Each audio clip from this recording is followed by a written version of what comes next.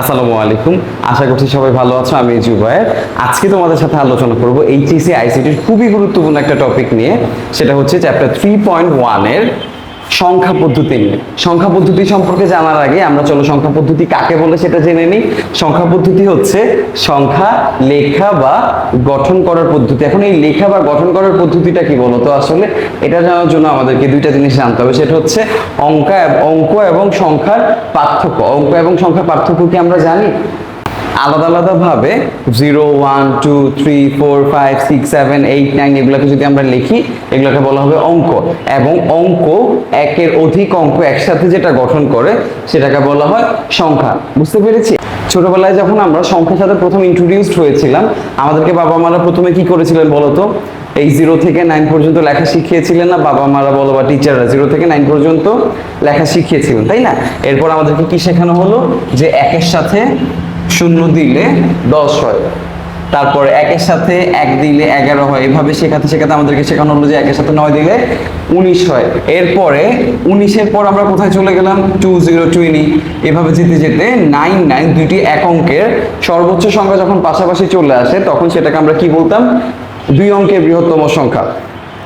এরপরে আর 2 অঙ্কের কোনো সংখ্যা লেখা যায় না, সো আমরা কোথায় শিফট করতাম? 3 অঙ্কের ক্ষুদ্রতম সংখ্যাতে। এই পুরা একটা প্রসেসের মধ্যে দিয়ে আমরা সংখ্যা শিখেছিলাম না? এই যে একটা প্রসেস বা পদ্ধতি সংখ্যা শেখার, এটাই হচ্ছে সংখ্যা পদ্ধতি। আশা করছি তোমরা বুঝতে পেরেছো। এখন চলো আমরা দেখি সংখ্যা পদ্ধতির প্রকারভেদ। সংখ্যা পদ্ধতি কয় প্রকার? সংখ্যা পদ্ধতি 2 প্রকার। একটা হচ্ছে স্থানিক, ইংলিশে বলা হয় পজিশনাল, আর একটা হচ্ছে অস্থানিক, ইংলিশে বলা হয় নন পজিশনাল। স্থানিক, দেখো নামটা দেখলেই বোঝা যাচ্ছে না স্থানিক মানে কি। স্থানীয় মানের কথা মনে আছে? ছোটবেলায় কিন্তু আমরা স্থানীয় মানও শিখেছিলাম।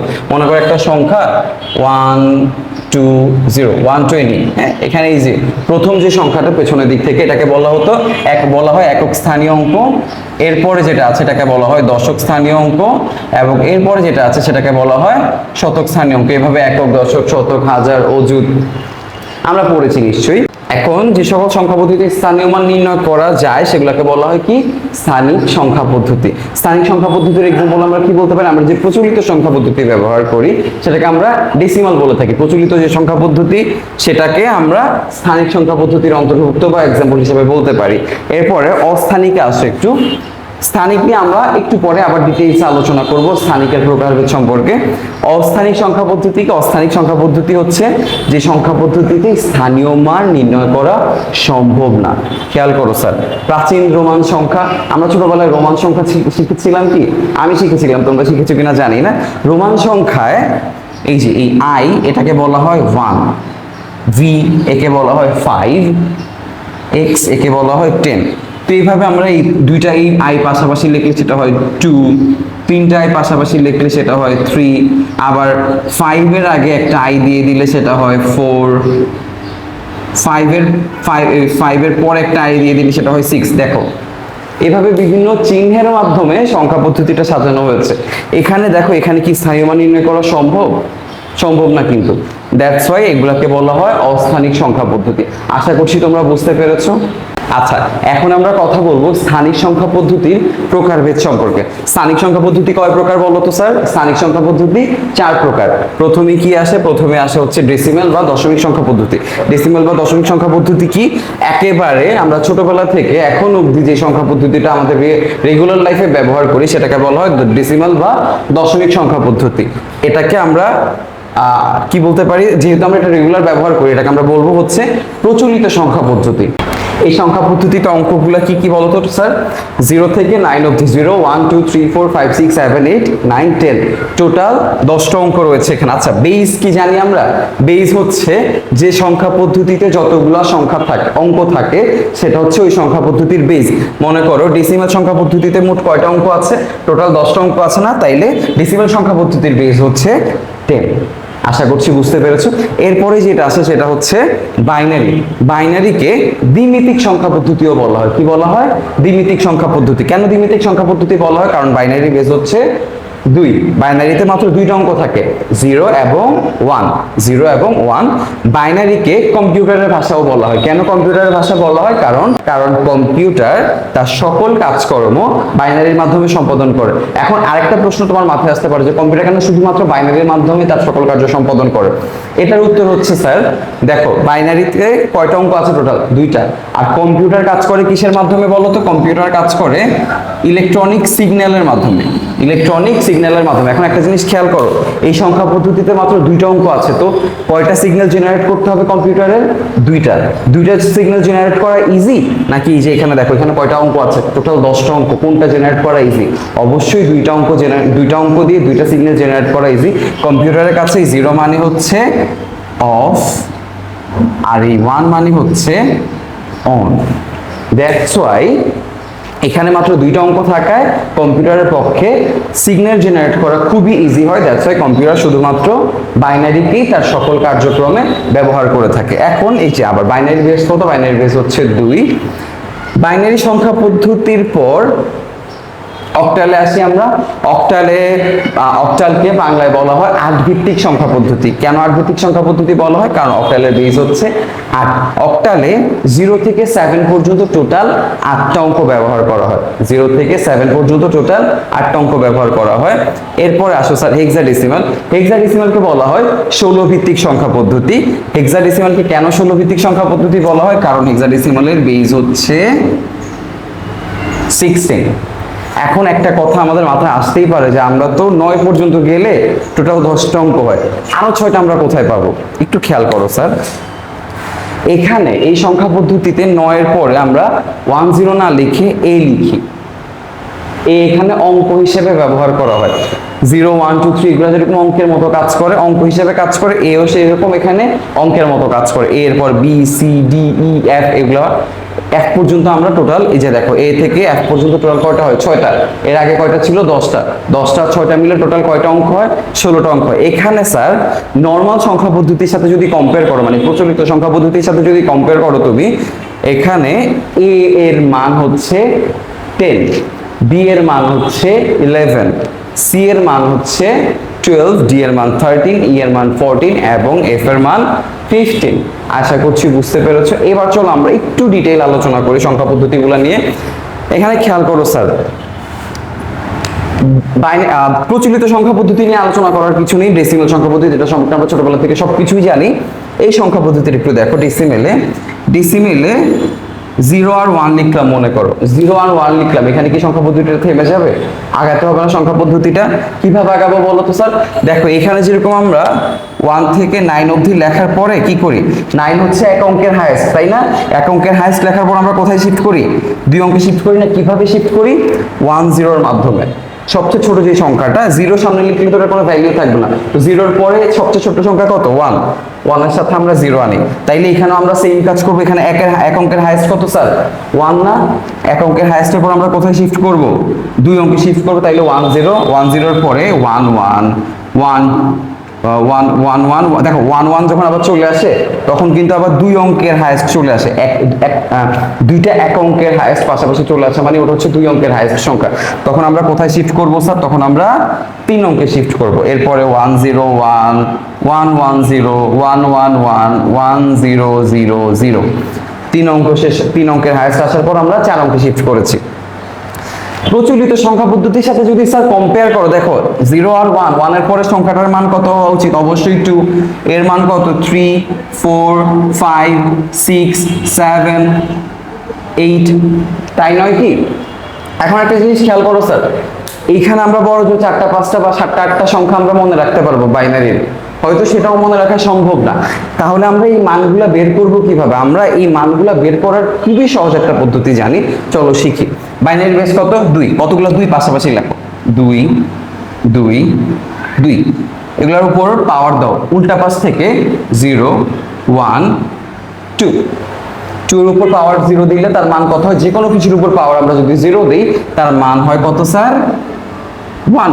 2 এর উপর পাওয়ার 1 দিলে 2, 2 এর উপর পাওয়ার 2 দিলে 4। এখন একটা জিনিস খেয়াল করো স্যার, এদের মধ্যে থেকে যে কোনো একটা সংখ্যা তুমি পিক করো। মনে করো আমি পিক করলাম 6। দেখো তো স্যার, এই যে এখানে কয়টা সংখ্যা আছে, 4 2 আর 1, তাই না? এই 4 2 আর 1 এর মধ্যে কোন কোন সংখ্যাটা ব্যবহার করে আমি 6 বানাতে পারি বলতো? কোন কোন সংখ্যাকে যোগ করে আমরা 6 বানাতে পারি? দেখো 4 আর 2 যোগ করলে কত হয়? 6 হয় না স্যার? যাক, এই যে দেখো, এই সংখ্যাটাকে বানানোর জন্য, এই সংখ্যাটাকে যোগ করে করে বানানোর জন্য যাকে যাকে যোগ করার প্রয়োজন হচ্ছে তার নিচে আমি 1 দেব। 4 এর নিচে 1 দেই, 2 এর নিচে 1 দেই, আর এই যে এই 1টাকে কিন্তু আমার প্রয়োজন হচ্ছে না, এর নিচে আমি 0 দিব। অর্থাৎ যাকে যাকে প্রয়োজন হবে তার নিচে আমি 1 দিব, যাকে প্রয়োজন হবে না তার নিচে আমি 0 দিব। এখন একটু খেয়াল করো স্যার, এখানে কত আসছে? 1 1 0। দেখো 6 এর মান কত? 1 1 0। ইন দ্য সেম ওয়ে তুমি সবগুলা বাইনারি সংখ্যার মান এভাবে বের করতে পারবে। তবে তোমাকে যেটা করতে হবে, সংখ্যা যত বড় হবে এই ডিজিটটা তত বাড়াতে হবে। যেমন ধরো এখানে স্যার এই তিনটাকে যোগ করে দিলে কত হয়? 1 1 1, 4 আর 2 6, 6 আর 1 7। এই যে 7, এটা হচ্ছে 7 এর বাইনারি মান। অর্থাৎ 3 ডিজিট দিয়ে তুমি হাইয়েস্ট কত বের করতে পারবা? 7 বের করতে পারবে। কারণ 7 এর উপরে যদি চলে যায়, এই যে এখানে খেয়াল করো, এখানে কয় ডিজিট আছে? 4 ডিজিট আছে না? 4 ডিজিট যদি চলে আসে, তখন তুমি যেটা করবা স্যার, তুমি আরেকটা বিট বাড়ায় নিবা। 4 এর পাওয়ার 2 এর পাওয়ার 4 বসালে কত হয়? 8। এখন দেখো তো 8 বানানোর জন্য কি করতে হচ্ছে? 8 বানানোর জন্য শুধু 8 কে নিলেই তো হয়, তাই না? আর বাকিগুলা প্রয়োজন হচ্ছে না, তাই বাকিগুলা নিচে 0 1 0 0। এটা 1 0 0 0, এটা হচ্ছে 8 এর বাইনারি মান। এখন এখানে খেয়াল করো তো স্যার, সবগুলাকে যদি আমরা যোগ করে দিই, এই 4টা ডিজিট, 4 আর 8 এ কত হয়? 12 12 আর 2 এ 14 14 আর 1 এ 15। এই যে 1 1 1 1, সবগুলাকে যদি আমরা 1 দেই তাহলে আমরা হাইয়েস্ট কত পাবো? 15 পর্যন্ত পাবো, তাই না? 15 এর চেয়ে যদি বড় সংখ্যা নির্ণয় করতে হয় তাহলে কি করব? আমরা আরেকটা পাওয়ার বাড়ায় নেব। বুঝতে পারছি? এছাড়াও ডেসিমাল থেকে বাইনারি নির্ণয় করার পদ্ধতি রয়েছে, আমরা সেটা ইনশাআল্লাহ নেক্সট ক্লাসে শিখবো। আশা করছি তোমরা এই ব্যাপারটা ক্লিয়ার হয়েছে যে কিভাবে আমরা সংক্ষিপ্ত পদ্ধতিতে ডেসিমাল থেকে বাইনারিতে রূপান্তর করতে পারবো। ঠিক আছে?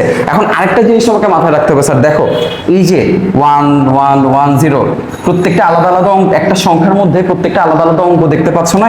এরকম আলাদা আলাদা অঙ্ককে বাইনারিতে বলা হয় এক একটা বিট। প্রত্যেকটা আলাদা আলাদা অঙ্ককে বাইনারিতে এক একটা কি বলা হয়? বিট। আর এরকম 8টা বিট একসাথে করলে হয় একটা বাইট। 8টা বিট একসাথে করলে কি হয় স্যার? বাইনারিতে একটা বাইট হয়। বুঝতে পেরেছো স্যার কি বললাম? আবার বলি আমি, বাইনারিতে এই যে প্রত্যেকটা এক একটা সংখ্যার মধ্যে প্রত্যেকটা আলাদা আলাদা অঙ্ককে বা প্রত্যেকটা আলাদা আলাদা ডিজিটকে এক একটা বিট বলা হয়। আর এরকম 8টা বিট পাশাপাশি হলে আমরা একটা বাইট পাবো। 8টা বিটে একটা বাইট হয়। আচ্ছা, একটু আমরা এবার অক্টাল সংখ্যা পদ্ধতিটা আলোচনা করি। খেয়াল করো এখানে স্যার, অক্টাল সংখ্যা পদ্ধতিতে 0 1 2 3 4 5 6 7 পর্যন্ত তুমি আসলা। 7 পর্যন্ত যাওয়ার পর কি তুমি আর এক অঙ্কের কোনো কিছু লিখতে পারবা স্যার? পারবা না, কারণ 7ই হচ্ছে এখানে এক অঙ্কের হাইয়েস্ট। তখন আমি কি করবো স্যার? সেম পদ্ধতিতে যেভাবে এখানে 9 এর পরে 1 0 আসছে, এখানে 1 এর পরে 1 0 আসছে, এখানে হাইয়েস্ট কত? এখানে 1 ছিল হাইয়েস্ট, এখানে 1 ছিল হাইয়েস্ট, তাই 1 এর পরে 1 0 আসছে। এখানে 7 হচ্ছে হাইয়েস্ট, তাইলে 7 এর পরে কত আসবে? 1 0 আসবে। বুঝতে পেরেছি? তারপরে 1 1 1 2 1 3 1 4 1 5 1 6 1 7 যাওয়ার পর কি আমরা যেতে পারবো? 1 দিয়ে বানাইতে পারবো? আর পারবো না। তখন আমরা কিসে চলে যাব? 2 0 তে চলে যাবো। এভাবে যেতে যেতে হাইয়েস্ট, দুই অঙ্কের হাইয়েস্ট কত পাবো আমরা স্যার? 7 7। এখানে এক অঙ্কের হাইয়েস্ট 7, তাইলে দুইটা এক অঙ্কের হাইয়েস্ট পাশাপাশি আসলে দুই অঙ্কের হাইয়েস্ট চলে আসবে 7 7 7 7 এর পরে আমরা এখানে চলে যাব 1 0 0 তে। তবে এখানে একটা কথা আছে স্যার, এই যে 7 এর পরে এটাকে কিন্তু তুমি 10 বলতে পারবে না। আমরা প্রত্যেকটা সংখ্যা পদ্ধতি আলাদাভাবে নির্দেশ করার জন্য তার পাশে তার বেসটা লিখে দিই। যেমন মনে করো এই যে এটার পাশে যদি আমি 8 লিখে দিই, তাইলে আমরা বুঝতে পারবো যে এই একটা সংখ্যা, র্যান্ডম সংখ্যা আমাকে দিয়ে পাশে যদি 8 লিখে দেয়, তাইলে আমরা বুঝবো যে সংখ্যাটা কোথায় আছে? অক্টাল সংখ্যা পদ্ধতিতে আছে। এখন এই অক্টাল, এই 1 0 পাশে যদি 8 বসায় দেয়, তাইলে কিন্তু ওইটার মান আর 10 থাকবে না, ওইটার মান কত হয়ে যাবে? 7 এর পরে কত হয় স্যার? 8। এটার মান কিন্তু 8, এটার মান 9 10 11 12 এভাবে করে যাবে। ঠিক আছে? বুঝতে পেরেছি? সেম ভাবে এখানে এই যে 1 0 বা যে কোনো এটা যে কোনো সংখ্যা, মানে যে কোনো সংখ্যার পাশে আমরা কত লিখে দিব? 2 লিখে দিব, কারণ এটার বেস 2। এখানে আমরা লিখে দিব এগুলো, এখানে যে কোনো কিছুর পাশে লিখে দিব হচ্ছে 10, কারণ এর বেস হচ্ছে 10। এরপরে খেয়াল করো, এটা একটু খেয়াল করি। এখানে একটু আগে যেটা বললাম, 0 থেকে 9 পর্যন্ত আসবে। 9 পর্যন্ত আসার পরে A B C D E F। এখানে হাইয়েস্ট কত স্যার? এক অঙ্কের F, তাই না? এখানে এক অঙ্কের হাইয়েস্ট হচ্ছে F, আর F এর মান কত বললাম স্যার? 15। F এর মান কত? 15। যেটাই হোক না কেন এক অঙ্কের হাইয়েস্ট হচ্ছে এফ, এক অঙ্কের হাইয়েস্ট এফ, এফ এর পর আর যাওয়া যাবে না। এফ এর পরে আমরা কোথায় চলে যাব তাহলে? 2 অঙ্কের সর্বনিম্ন সংখ্যা কত? 10। এই 10 মানেও কিন্তু 10 না, এটার পাশে কত লিখে দিব আমরা? 16। শুধু এটার পাশে না, যে কোনো কিছুর পাশে আমরা কি লিখে দিব? 16 লিখে দিব। তাহলে আমরা ধরে নিতে পারবো যে এটা হচ্ছে হেক্সাডেসিমাল সংখ্যা পদ্ধতিতে আছে। আচ্ছা, যেটা বলতেছিলাম, এই 10 এর মান কিন্তু 10 না, এই 10 এর মান কত? এই যে এফ এর মান কত ছিল? 15। তাহলে এফ এর পরের সংখ্যাটা 10, এখানে 10 এর মান কত হবে স্যার? 16। আশা করছি বুঝতে পেরেছো। একটু জটিল লাগতে পারে প্রথমে, বাট প্র্যাকটিস করতে করতে ইনশাআল্লাহ এগুলা খুবই সহজ মনে হবে তোমাদের কাছে। এর পরের ভিডিওতে আমরা ইনশাআল্লাহ সংখ্যা পদ্ধতির সব রূপান্তরগুলো নিয়ে তোমাদের সামনে হাজির হব। ততদিন পর্যন্ত সবাই ভালো থেকো, সুস্থ থেকো, আমাদের পেজের সাথে থেকো। আর যে কোনো প্রয়োজনে ক্যাপশনে দেওয়া নাম্বারে তোমরা যোগাযোগ করতে পারো। ভালো থেকো সবাই, আসসালামু আলাইকুম।